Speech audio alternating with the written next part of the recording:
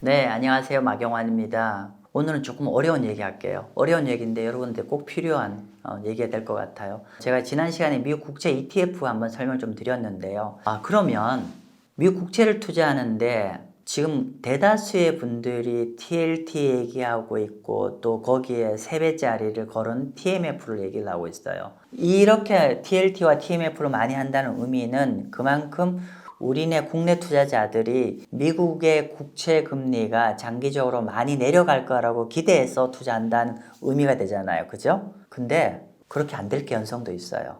그럼 어떻게 해야 되니? 미국 국채 투자하고 싶은데 내가 어떻게 투자해야 되니? 라는 질문 오늘 답 드릴게요. 한번 보시죠. 자, 먼저 보시면은요. 요거는 이제 미국 국채 금리와 한국 국채 금리를 한꺼번에 그려봤어요. 요거는 위로 갈수록 이게 금리가 올라가는 거고요. 여기는 이제 만기가 긴 거예요. 뭐 1개월, 6개월, 12개월 이렇게 되어 있죠. 한국 같은 경우는 어떻습니까? 한국은 이렇게 장단기 금리가 약간은 거의 플랫해요. 그죠? 평탄화되어 있죠. 이렇게 되어 있는 반면에 미국은 어떻게 되어 있어요? 미국 금리는 완전히 장단기 금리가 심하게 역전되어 있어요.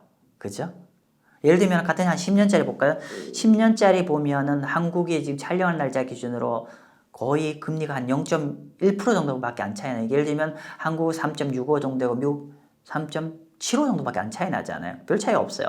반면 단기 금리는 우리 제가 그저께 한국 국채가 매력적이다 하면서 이제 3개월짜리 이제 양국 간 금리 차이가 굉장히 많이 벌어졌다 그 말씀을 한번 드렸는데 아니야 다를까 한번 보시면은 한국의 단기 금리 같은 경우는 장기 금리보다 조금 낮은 반면에 미국의 단기 금리 같은 경우는 지금 5.5가 넘어요. 즉 정리를 하면은 미국의 단기 금리는 5% 중반이 되고 중장기 시장 금리는 한 3%대 중후반대가 되는데 그러면 여러분들 근데 대다수의 우리 투자자분들이 한번 볼까요? 국내 투자자분들이 뭘 투자한다면 여기를 투자하고 있죠. 이렇게 중장기 채권 특히 장기 채권을 굉장히 많이 투자를 하고 있어요. 제가 말씀드리고 싶은 투자처는 여기가 아니라 여기를 하셔야 됩니다. 미국의 단기 채권을 저는 투자하기를 권해드려요. 결국 이렇게 장단기 금리의 역전이 심하게 되어 있으면 앞으로 여기서 좋은 채권 투자라는 게 뭐예요? 첫 번째, 캐리어 높아야 돼요. 절대 캐리어 높다는 거죠. 지금 5.5% 정도 돼요. 그죠? 그냥 앉았어도 연 5.5% 이상 받는다는 얘기고. 그리고 제가 오늘 이 설명드리는 건 앞으로 가격 상승 가능성 높냐? 이 말씀이잖아요. 이미 장기 금리는 많이 내렸고 반면 단기 금리는 오히려 올랐어요. 단기 금리가 결론은 꽤 많이 내려갈 것 같습니다. 그러면 정리를 하면 단기 채권, 미국의 단기 채권을 투자를 하게 되면은 상대적으로 굉장히 높은 한 5% 이상의 캐리에다가 향후에 금리가 꽤 많이 내려갈 것 같거든요. 장기 국채보다 더 많이 내려갈 것 같아요. 그럼 거기에 따른 자본 차익도 꽤 많이 나올 것 같습니다. 그래서 이게 한국은 이런 어프로치가 불가능한데 미국 같은 경우는 이렇게 장단기 금리가 심하게 역전되어 있기 때문에 결론은 여러분들 미국의 단기 국채 한번 투자 고민하시면 좋은 성과 가져가실 것 같습니다. 제가 발음이 안 좋다고 제가 댓글에 많이 혼나는데 오늘도 또 그런 반복합니다. 한번 노력하겠습니다. 제가 좀 더 이제 디테일하게 좀 설명 좀 드려볼게요. 자, 요거는 이제 JP 모간 자료인데요. 미국의 금리 커브입니다. 여기가 21년 한 1년 반 전에 미국 장단기 금리가 이렇게 우상향으로 이렇게 흘러가고 있죠. 자, 그런데 작년 12월 말이니까 금년 초만 하더라도 이렇게 장단기 금리가 약간 이렇게 플랫했습니다. 플랫했고 최근에는 이렇게 확연히 역전되고 있죠. 정리할까요? 1년 반 전에 이렇게 우상향이었고 그리고 작년 연말에는 평탄화되어 있었고 지금은 완전히 이렇게 장단기 금리가 역전이 되어 있는 상황이죠. 자, 여기가 지난 1년 반의 움직임입니다. 자, 그러면 한번 자세히 볼게요. 좀 전에 말씀드린 대로 기본적으로 이렇게 우상향으로 장단기 국채 금리가 이렇게 올라가는데 이 단기금, 장기금리인데 보통 이전에 움직였던 게 보면 어떻게 되면 이렇게 됐죠. 단기 금리가 많이 올라서 이게 작년 연말 수준이죠. 이렇게 플랫해졌죠. 그죠? 이렇게 21년도에는 이렇게 우상향 이렇게 가다가 이거를 작년 연말에도 이렇게 플랫해졌죠. 특히나 플랫해질 때 어떻게 되냐면 주로 단기 금리가 많이 올라서 플랫해졌죠. 그죠? 우리 그 마생투 하시는 분은 우리나라의 최고의 채권에 대한 노하우를 가질 수 있게 제가 도와드릴게요. 자, 그러면 우리가 이렇게 단기 금리 올라서 플랫해진 거를 우리가 좀 이렇게 설명드릴 수 있죠. 이걸로 베어 플래팅이에요. 베어 플래팅ing. 베어는 뭐냐면은 가격 약세로 갔지 않아요. 뭐가 약세로 갔다? 채권 가격이 약세로 간 거잖아요. 어떤 채권 가격이 약세로 갔다? 채권 가격이 약세로 가려면 어떻게 돼요? 금리가 올랐다는 얘기잖아요. 금리가 오르면서 장단 금리가 이렇게 평탄화됐다는 뜻이에요. 그럼 뭐가 금리가 올랐냐면 단기 금리가 많이 올라서 평탄화됐다. 그러니까 금리가 오르니까 채권 가격은 약세로 된 거잖아요. 베어 약세. 약세로 되면서 플랫해졌다. 그 얘기입니다. 그게 이게 이전의 상황이고 지금 현재는 어떠냐? 지금 현재는 이렇게 작년 연말에 플래트닝 된 게 어떻게 움직였다? 이렇게. 어떻게? 장기 금리가 많이 내렸죠. 장기 금리가 많이 내리면서 이렇게 장단 금리의 역전이 심해졌잖아요. 이게 현재죠. 이걸 뭐라 부른다? 불플래트닝. 불플래트닝. 어떻게? 장기 금리가 내렸잖아요. 장기 금리가 내렸다는 거는 장기 채권 가격이 올랐다는 거예요. 그래서 여러분 불이라고 부릅니다. 불이라고 불러요. 그죠? 이렇게 된 상황입니다. 여기가 현재까지예요. 자, 근데 우리 많은 분들은 이렇게 장기금 내리니까 장기금리가 더 내려가겠네 라고 해서 여기 다 뱃을 해요. 그죠? 근데 여러분이 뱃에 방향이 조금 틀릴 여지도 있지 않나 라고 생각합니다. 돈을 못 번다는 얘기는 아닙니다. 이거보다 좀 더 효과적인 방법이 있을 것 같다는 생각이 들어요. 뭐냐면 방금 제가 말씀드리기를 이렇게 됐잖아요. 패턴이 베어 플래팅이 됐고 베어 플래팅 다음이 불 플래팅이 되었잖아요. 자, 그럼 그 다음은 무엇일까? 그거는 바로 이렇게 될 것 같습니다. 이렇게 장단금리 역전되어 있는 게 어떻게 될 것 같다? 이렇게요. 단기금리가 앞으로 내려올 것. 그러니까 장기금리보다도 장기금리도 내릴 거예요, 여러분. 여러분 갖고 있는 것도 좀 내릴 겁니다. 그런데 이 장기금리 내린 것보다 단기금리가 더 많이 내릴 것 같아요. 그럼 이걸 뭐라고 얘기하냐면은 채권 가격이 금리가 내리면 채권 가격이 올라가잖아요. 그럼 우리가 불이라고 부르겠죠. 근데 이렇게 되는 게 다시 이렇게 단기금리가 많이 내리면 다시 스티픈 되잖아요. 이렇게. 그래서 불 스티핑. 그래서 앞으로는 지금 당장 그렇지 않겠지만 적어도 3개월, 6개월, 1년 뒤를 본다고 하면은 우리가 불 스티프닝을 예상할 수가 있어요. 불 스티프닝을 예상한다는 거는 장기 금리가 내리는 것보다 단기 금리가 더 많이 내릴 거라고 보는 겁니다. 그러면 불 스티프닝은 왜 발생할까? 라고 생각할 수 있잖아요. 불 스티프닝은 이유는 이렇습니다. 앞으로 경제가 더 둔화가 될 거잖아요. 근데 이거보다 더 큰 이유는 뭐냐? 불 스티프닝 단기 금리가 왜 내리냐면은 결국은 연준금리를 인하할 거잖아요. 단기금리는 연준금리와 아주 민감하게 있어요. 즉 장기금리가 이렇게 낮은데 불구하고 단기금리는 FRB 금리를 계속 올리잖아요. 그러니까 단기금리는 같이 올라가는 거예요. 그래서 이렇게 역전되어 있는 거예요. 그죠? 이렇게 있다가 이렇게 역전된 거죠.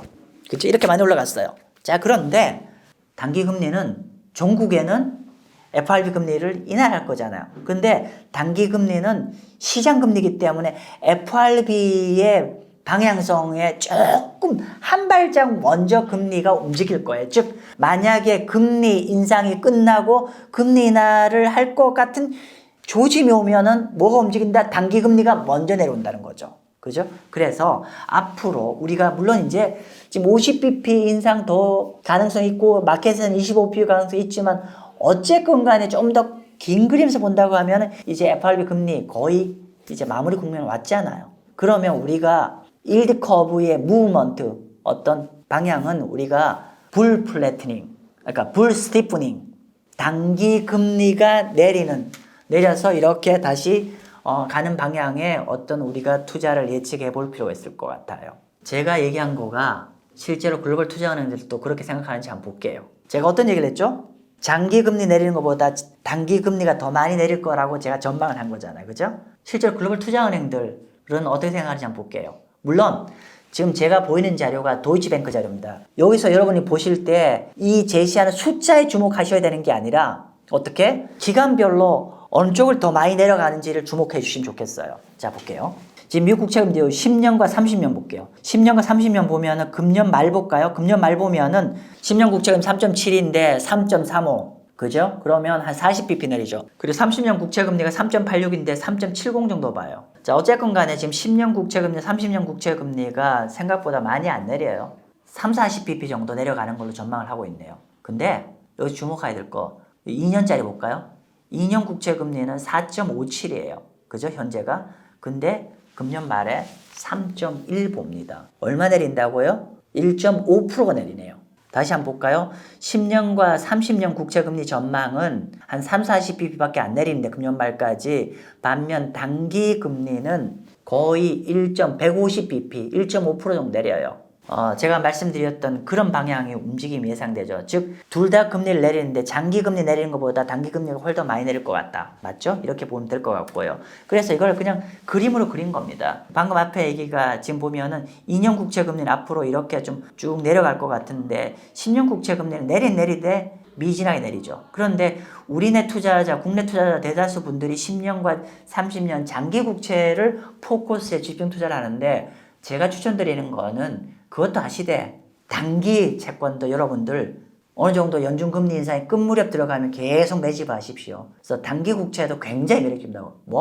일단 캐리가 5%가 넘어요. 게다가 금리 인하될 폭도 굉장히 크기 때문에. 아무튼 그렇게 전망한 걸 말씀 좀 드렸고, 그래서 방금 이렇게 현재 10년 국채 금리와 2년 국채 금리가 이렇게 많이 한 100bp 이상 역전되어 있는데 종국에는 어떻게 된다? 이렇게 우상향할 것 같아요. 작년에 역전된 게 다시 이렇게 된다고 했잖아요. 제가 뭐라 했죠? 제가 앞으로 전망하고 있는 시장이 어떤 시장이라고요? 예, 불 스티프닝을 전하는데, 불 스티프닝은 뭐라고요? 이렇게 우상향을 된다 말씀드렸잖아요. 그런데 지금 얘네들 도이치뱅크 보니까 딱 제가 말씀드린 방향으로 다시 우상향 이렇게 전환되는 걸로 보고 있네요. 그죠? 그래서 자, 여러분들도 이런 글로벌 기관 투자가들이 이런 방식으로 향후 미국 국채 금리를 전망을 하고 있어요. 그럼 여러분들 어떤 방식으로 미국 국채를 투자해야 되는지 여기 힌트가 얻으셨을 것 같아요. 자, 그래서 구체적으로 투자 어떤 방향을 해야 될지 좀 다시 한번 정리해서 설명 좀 드려볼게요. 먼저 국채 금리 곡선은 연준 금리에 민감한 거는 장기 금리보다 단기 금리가 훨씬 더 민감하게 움직이더라. 단기 금리는 연준 금리와 같이 움직이더라. 이 포인트 기억하시고요. 두 번째, 장기 금리는 연준 금리에도 영향을 받지만 그보다 더 중요한 거는 미국의 경제 전망에 더 영향을 받는다. 반면 단기 금리는 미국 연준의 영향을 받는다. 이 정도만 아셔도 장단기 금리의 메커니즘이 어떤 변수에 움직이는지 좀 이해를 하실 거고요. 그래서 결론적으로는 이렇게 단기 금리가 연준 금리에 굉장히 연동을 많이 받기 때문에 연준 금리 인상이 어느 정도 마무리되는 시점이 예측될 때는, 그때는 단기 시장 금리가 먼저 하락할 여지가 높다라는 거. 그래서 우리는 미국 국채 투자할 때 어떻게 투자해야 된다? 단기 국채 비중, 여러분 거의 없을 것 같은데 비중 확대하십시오. 금리가 올라갈 때만 사들이십시오. 그리고 장기 국채는 여러분이 생각한 것만큼 많이 안 내려갈 거예요. 그래서 박스권 매매를 권해드립니다. 그렇죠? 이렇게 좀 정리를 하고요. 마지막으로는 미국의 단기 국채를 여러분 개별 국채로 하셔도 굉장히 매력적입니다. 아까 좀 전에 말씀드린 거는 미국의 ETF 전략이라고도 볼 수 있는데, 요 같은 경우는 개별 국채도 미국 단기 개별 국채 굉장히 매력적입니다. 정리해 볼까요? 그러니까 이거 실제 미국 개별 국채인데요. 잔존 만기 1년 남은 거랑 2.6년 남은 채권 같은 경우는 둘 다 와우. 1년 남은 거 5.96입니다. 6월 26일 기준으로. 그러니까 거의 한 6%에 되는 이자 수익이 나오는 거예요. 그리고 2년 반짜리는 이자 수익이 5.1%가 나와요. 그런데 우리가 종합과세가 아니죠. 종합과세에 대상되는 거는 여기에 표면금리만 줘요. 표면금 0.25입니다. 0.57, 0.37. 즉 세금 없어요. 내년까지 했을 때 환산 수익 거의 한 6%를 받는데 0.25, 0.37이니까 거의 우리가 국내 채권, 우리 저쿠폰 채권 투자해야 되는 명분과 똑같죠. 거의 이자가 아주 미미합니다. 그래서 이렇게 굉장히 고쿠폰에다가 엄청난 절세에다가 세 번째로는 앞으로 제가 도이치뱅크에 따르면 금리가 단기 금리 많이 내릴 것 같잖아요. 그러면 비록 듀레이션은 짧지만 금리가 많이 내리기 때문에 일정 부분 캐피탈 게인, 자본 차익도 기대할 수 있어요. 그죠? 그래서 굉장히 좋은 투자의 방식일 겁니다. 이렇게 여러분들도 미국 국채를 주위에 많은 분들처럼 그냥 다른 유튜브 방송에서 장기 국채, TLT, TMF 이런 쪽만 계속 얘기하시는데 그 채권들이 생각만큼 금리가 그렇게 많이 안 내려갈 수 있다는 것도 명심하시고, 또 반대로 미국 국채 단기 채권은 미국 연준금리가 많이 연동돼 있기 때문에 그동안은 이것 때문에 많이 금리가 떴는데 반대로 이게 리버스 되는 순간에 미국 단기 채권은 현재 높은 캐리와 두 번째 향후에 단기적 금리 내려가는 걸 생각하면 장기 국채 이상으로 미국 단기 국채는 굉장히 매력적인 대안이고 게다가 혹시나 여러분들이 미국의 국채를 개별 채권을 투자를 했을 때 저쿠폰을 투자를 하시면 거의 세금을 없다시피 하면서도 한 6% 육박하는 높은 이자 수익에다 덤으로 금리가 단계 내려가면 채권 가격이 올라오는 수익까지 볼 수 있습니다. 네, 아무튼 여러분한테 미국 국채 투자를 하는데 큰 도움이 되었으면 하는 소망입니다. 네, 오늘은 여기서 마치겠습니다. 감사합니다.